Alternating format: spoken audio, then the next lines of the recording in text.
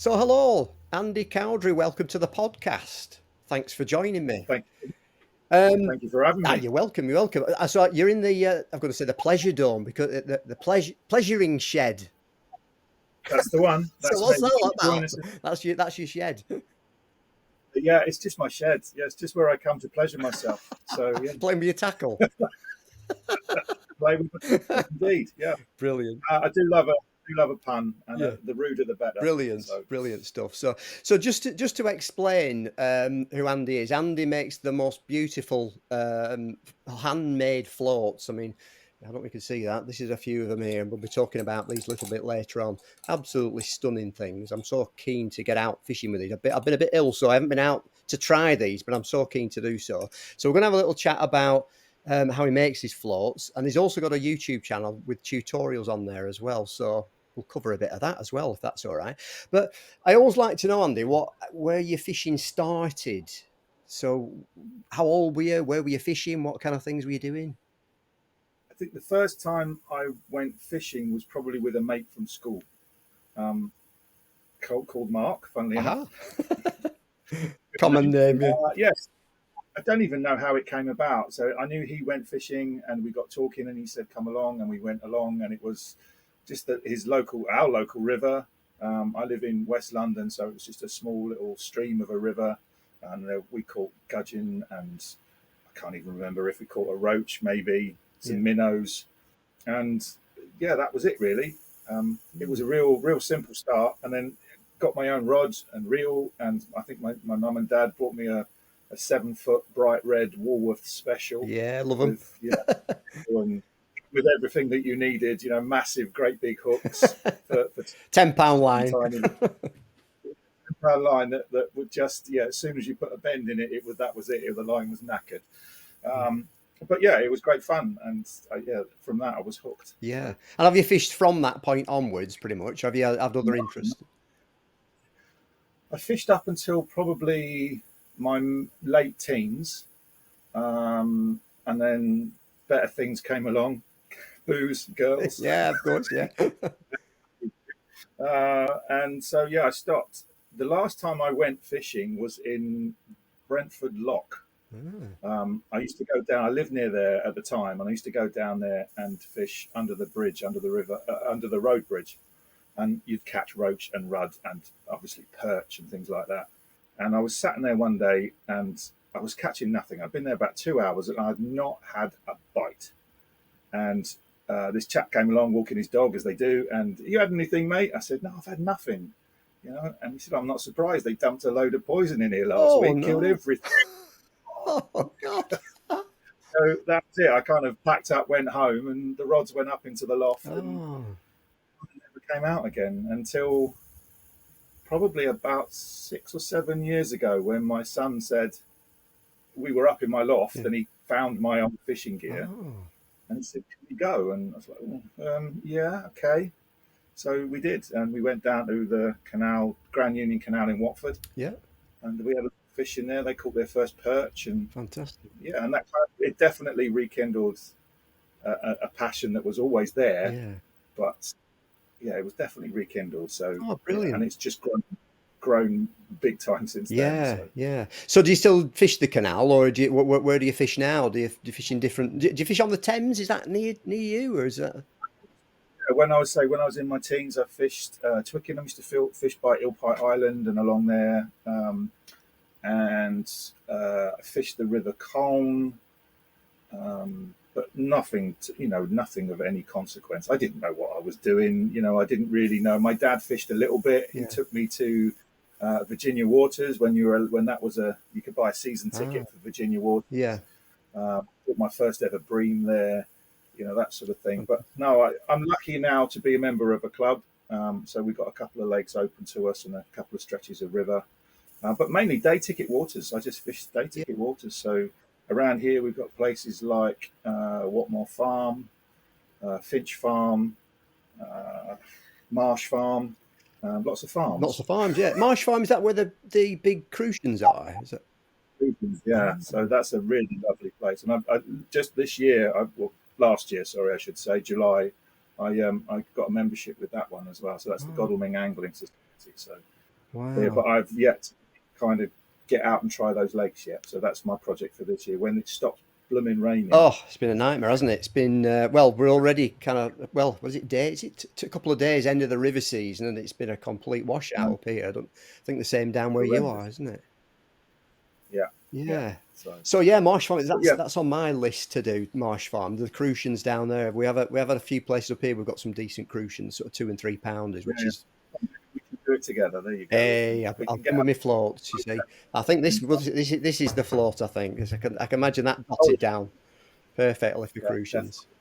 Great for lift bites, that one. Yeah, yeah, superb. Well, we will talk a bit more about your floats in a little while. But so, on you're still fishing. I know what you do on your YouTube videos. I can see is obviously do your tutorials, and then you go Yeah. fishing with the, with your Yeah. floats. So, and I notice you fish with you've got a cane rod and a center pin. Yeah, sometimes, not always. I've got so I'm a bit of a hoarder, Yeah, and if I see a bargain somewhere, I'll just kind of buy it, and whether I restore it or it's usable as it is, I'll just use it. So I've got a few old centre pins. You can't really see them, but they're they're all up hanging there. up here Brilliant. above my head. Yeah, so loads of old rods, some rods that I had when I was a kid. I've got an old Shakespeare rod that I used as a kid.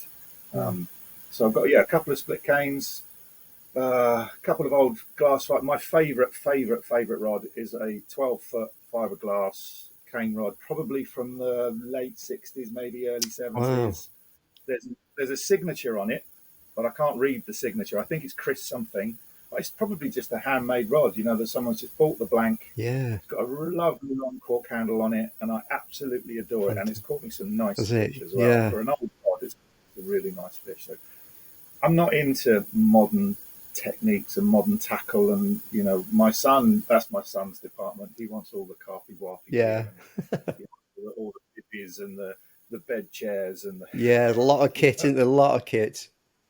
ridiculous and so It expensive. is. It So is. It expensive. is ridiculous. I had my phases. I used to do quite a lot of barbel fishing, and I wondered where I got, absolutely shattered. I'd come back, and I decided to weigh my gear, and it was 5.5 stone I was carrying. Like half a mile down the back. I thought, what am I doing this for? And I cut it all down, but it's sort of increasing again. It's I'm gonna have to chuck a few things out. We take a lot of unnecessary stuff, and kite fishing. Yeah, it's another level. Yeah, completely. But yeah, no, I love the simpler the better. Honestly, the simpler type of fishing is for me personally Yeah. is the best way to Yeah, I fish. think you're absolutely You know, right. everybody likes that. People want the lightest rods and the most sensitive gear, and I just want to fish. Yeah. I don't care what I catch.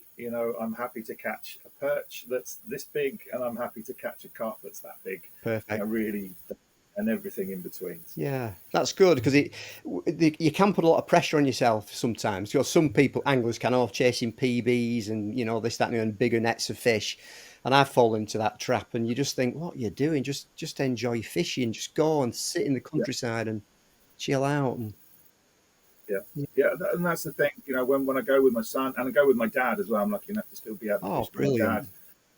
Summer's evenings, sitting down side by side, on one swim together, and just he has one rod going one way and I have one rod going Brilliant. the other way. He ends up catching more than me, but I always get the big. So Hey, yeah, yeah, fantastic. Yeah, that's it. yeah, That's what life's all about, isn't it? yeah, it's lovely. And we just sit and chat, and he tells me about what he did when he was a kid and all the stuff he got up to, and Yeah. I don't tell him what I did when I was a kid No, because X-rated. In your pleasuring shed. yeah.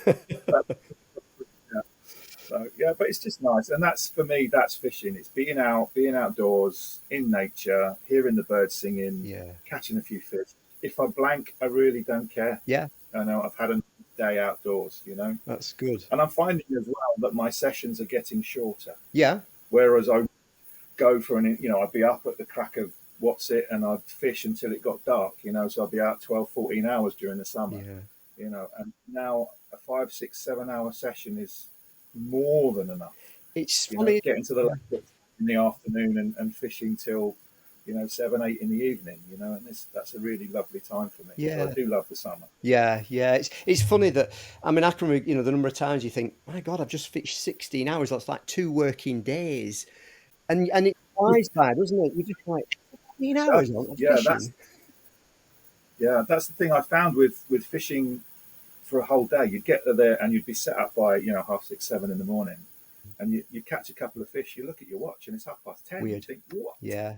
Where did the time It's go? strange. It's a very strange thing with that fishing. You just go into this zone, and yeah, you're like pop out the other end and think, where's all that time gone? If you was at work beavering away, it'd be like, oh, another hour gone by. Oh, I've got another 3 hours before 5 o'clock. But fishing, it's different, isn't it? So brilliant. So your float making then. Tell us about how you started making your own beautiful floats. What was the story behind that? So lockdown. Okay.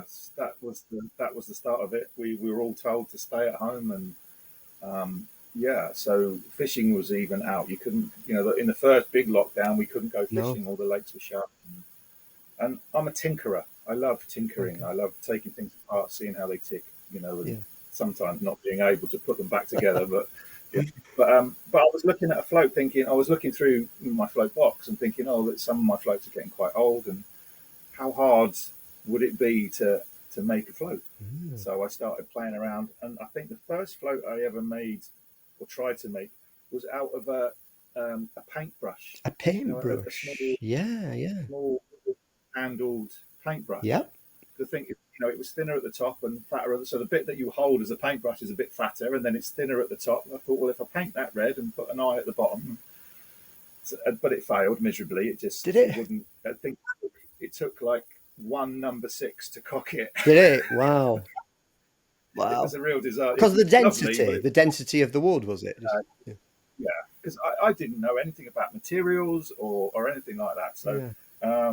and then I thought, oh, balsa wood, and I had a bit of old balsa wood, so I started shaping it and got a sort of a balsa wood shape on it, Yeah. and yeah, again, more disasters. So the first, I've actually got it here. This Oh, is the first that I kind of was quite pleased with, but when you see it, you'll laugh. I I'm don't know if sure I it will won't. pick up, Oh, but that's great. uh, That's so yeah, fantastic. look. That's So brilliant. that And was is the that a first balsa flight. body? A balsa body and cane, is it? It's a balsa body with a bit of bamboo skewer through the middle of it. Fantastic. Um, but it's so poorly shaped. Like I look at it now and I think, my God, it's like a 5-year-old made it. Oh, It's nice. real, That's wonderful. but it caught a Did it? fish. What was So your first fish on it then? a carp, yeah, Great. from one of my day ticket waters, I just picked up a little. I think it was about 4 pounds mirror carp, something like that. But yeah, it was an achievement, and I felt really sort of pleased with myself Yeah. for doing it. Yeah. And then I discovered YouTube Okay. and all the tutorials on YouTube, all the people making floats. I taught myself how to do the whipping and discovered all new materials. So sarkanda reed was a revelation. I mean, my goodness me, Ah, what you can do with sarkanda yeah. reed Why is is that? just, What's so special about it then? I don't know. I No. mean, I'd heard of Norfolk reed and I'd kind of gone on eBay and I'd found some Norfolk reed and I bought some and kind of got how it worked. I started making floats out of bamboo cane as well, like your garden canes for putting up your runner beams, which was my first video. I saw that. Um, That's interesting. You out of your own garden and you created a float. That's fantastic. and I put them in the garden, yeah. So that was quite good. So just cut off a dead branch of that or a dead cane, and cut it down into sections. But the thing I found with the cane was it's really unpredictable for the shotting weight. Ah, So you could get a really thick piece of cane that would take 3 No. 4s to cock it, right. or you get a really thick piece of cane that would take 4 BB to cock it. Yeah, And so yeah. real consistency in the materials for getting the weights right. But with the sarkanda reed, you can pretty much say, well, a sarkanda reed at 4.5 mil thick that's 10 centimeters long is going to take 3 BB to cock it. Right. And that's consistent throughout all of it. So it made making batches of floats much, much easier. Yeah. It's quite a versatile material. So yeah, I was really quite pleased with that. Fantastic. Um, And what about other yeah, and materials? then, What other materials are you? Do you obviously I've got here. We've got peacock quill. We've got I think crow quill, is it or goose quill? I think. goose quills there. Yeah, Yeah. that's a goose quill. And I've got porcupine quills. Porcupine. So That's it. that's Porcupine. quill. Yeah. Beautiful. So Yeah. they're my favourite float of all time. I love, love, love a porcupine quill. Yeah. I've got, I don't know if I'll show you here, I've got pots and pots of them. Stuff that I just buy off eBay, just when somebody's selling off old floats, or I'm Ah. rummaging around. I go to a lot of antique shops and things like that, sort of bric-a-brac shops. Right. And you Yeah. quite often have a float box in the back, or so, I'll buy however many goose quills I can find. And I'd prefer to restore an old quill than buy new quills, because Cool. I'm not entirely sure how ethically sourced porcupine quills are. So I Mm. don't like. I have bought them. I'm not going to say I don't, but I have bought them.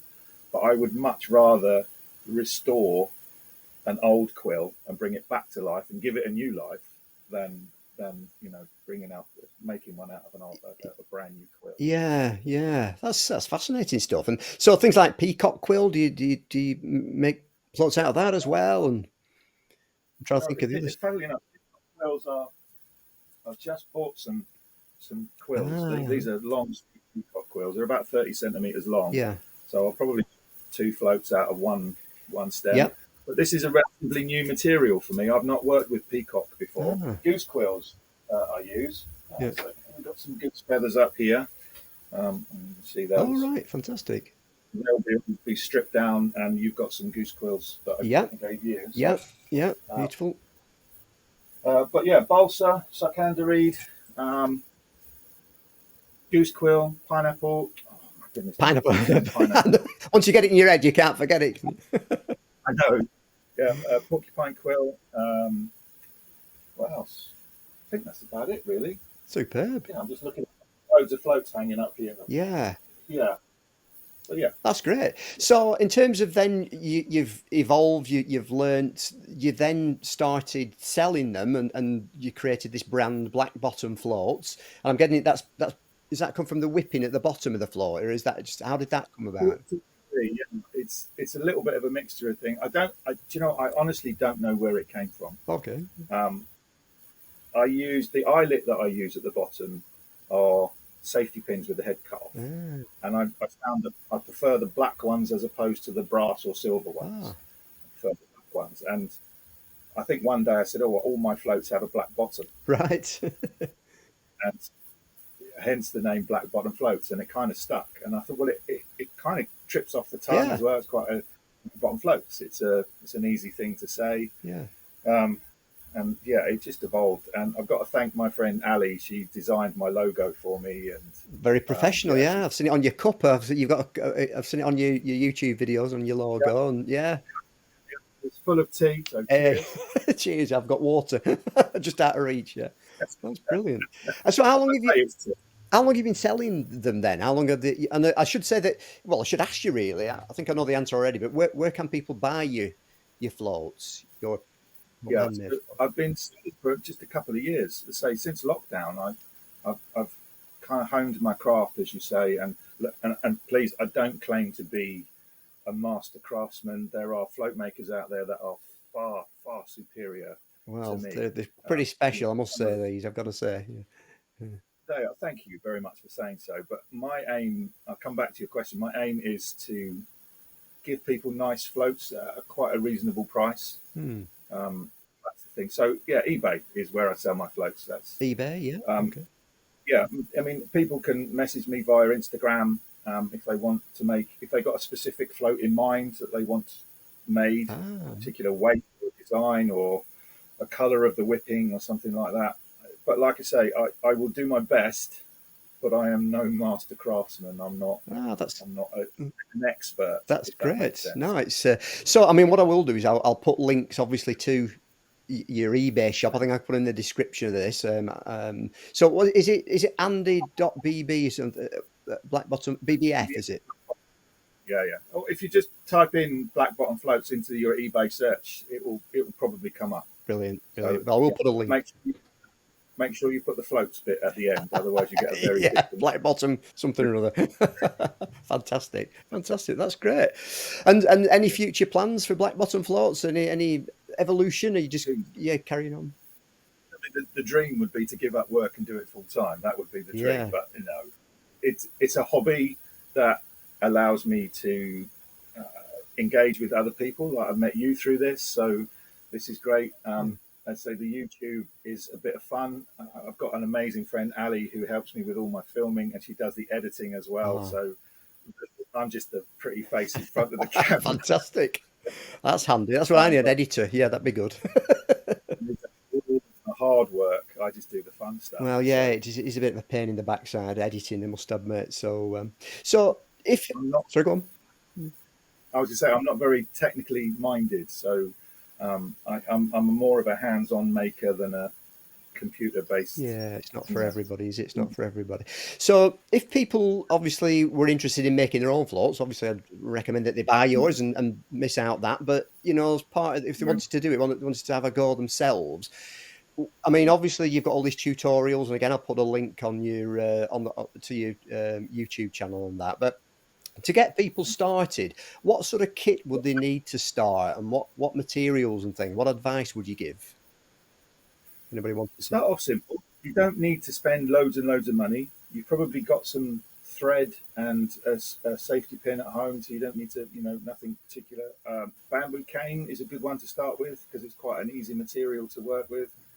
You'll need some very basic tools, a little saw, a scalpel blade, or a razor blade for cutting the thread. The sharper the blade, the better, but please Okay. be careful what you use. Yeah, I mean, you can go online, you can buy all the materials that you want, the sarkanda reed and things like that. You can get all of that online, get it on eBay. There's various websites and places you can go. But yeah, start simple. Start simple. Don't try and copy. Don't try and copy all of these extravagant floats with feather inlays and Oh, all the rest of it. Just keep it simple. All it has to have is a red or a yellow top or whatever color top you want. A bit of enamel paint like you used to paint your your model aircraft with, that sort of ah, model. And yeah, just have a go. And that's all I did. I just had a go yeah. and watched a few videos, learned a few different techniques like the whipping and stuff like that. And if you watch the videos I've done, I've really tried to focus on that whipping and do it step by step, so you Yeah. get a good idea and understanding of it. Yeah, it's very Lots of people, why are you showing people how to make your floats? Surely that's the worst business idea you could have. hmm. Well, I think people still want they want to have a go, don't they? Some people, and other people like I wouldn't even dream to attempt anything like this. I'm like, well, no chance. It'd be a disaster if I had a go. So No, I don't. Honestly, don't think it would. It's not as I'm sort of doing myself out of this, but it's not as difficult as it looks. okay. It just takes time and practice. And I sit here and I make hundreds of floats now, or I've made hundreds of Yeah. floats. So what is it they say? Is it 10,000 hours to 10,000 be hours. professional? Blimey, yeah. Something like that. There's an old saying, isn't there, or a quote from somewhere? You've Yeah. got to be doing something for 10,000 hours before you Become can an call yourself expert. Yeah. an expert or something. And I'm nowhere near that Yeah. yet. I'm probably into the hundreds of hours rather than the thousands of hours. Yeah. But yeah, it's repetition, and you learn from your mistakes. I mean, I've got boxes of floats. I mean, you just see them over my right shoulder, just up there. Okay, yeah. The whole box of my cast-offs, my floats that aren't quite good enough Ah, to sell, if you know what I mean. They're good enough to use, but there might be a slight blemish in the varnish, or right. Yeah. something's not quite right with them. So there's a whole pot up there, and I usually give them away to anyone that comes and Yeah. visits the shed. And it's like the pot, take the kind of thing. Fantastic. Well, that's absolutely But wonderful. That's it's absolutely fascinating, and as I say, I'm so keen and excited to get out with these. And I had, like, right, I'm gonna have this one. That's gonna be perfect for me grailing. I've got, sort of set back a little bit, but they will definitely get used, and they will be certainly featuring in my YouTube videos. So, fantastic. thanks so much for these, and it's yeah, it's been absolutely great catching up and talking to you and hearing about it all. So. Well, thank you very much for having me. You're welcome. You're welcome. And yeah, we'll keep in touch, obviously. And as I say, I'll look out for the videos on YouTube. I'll be definitely using them. And thanks for your time, Andy. And I will, as I say, put links in the description of this little video. And you can find Andy's shop on eBay and also his fantastic tutorials on YouTube as well. So, It's so been a pleasure. thanks so much. And yeah, tight lines and happy float making. And the same to you. All Thanks, right. mate. All Thanks the best. very much. Bye bye. Bye.